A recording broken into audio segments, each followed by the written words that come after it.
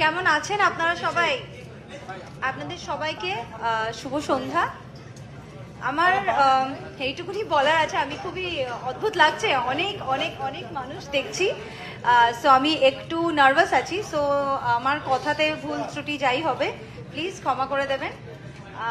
এইটা বলবো যে অনেক বছর ধরে চপের থেকে বোঝে না সে বোঝে না, তারপর কুসুমদোলা, আপনাদের অনেক অনেক অনেক অনেক ভালোবাসা পেয়েছি।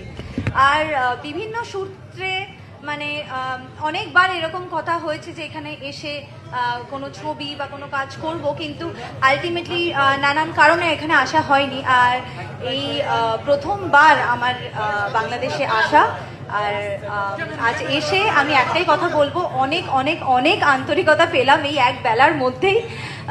মানে মনেই হচ্ছে না যে কোনো জায়গায় আমি প্রথমবার এসেছি, কারণ সবাই আমাকে খুব চেনে বা আমাকে যতটা আদরের সাথে আমাকে ওয়েলকাম করেছে, তার জন্য অনেক অনেক অনেক অনেক ধন্যবাদ।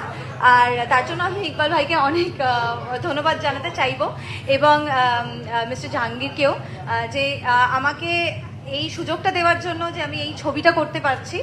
সো এই ছবিটার গল্পটাও খুব অন্যরকম, খুবই ইউনিক। আমি এরকম ধরনের করিনি, এরকম চরিত্র।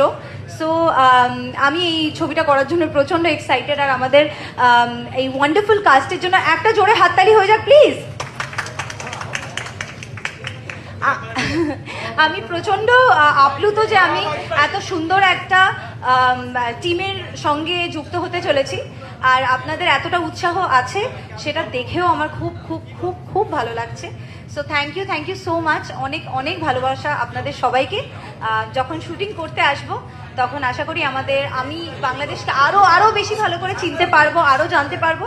আর আশা করি আমার এক্সপিরিয়েন্সটাও খুব ভালো হবে। Thank you so much.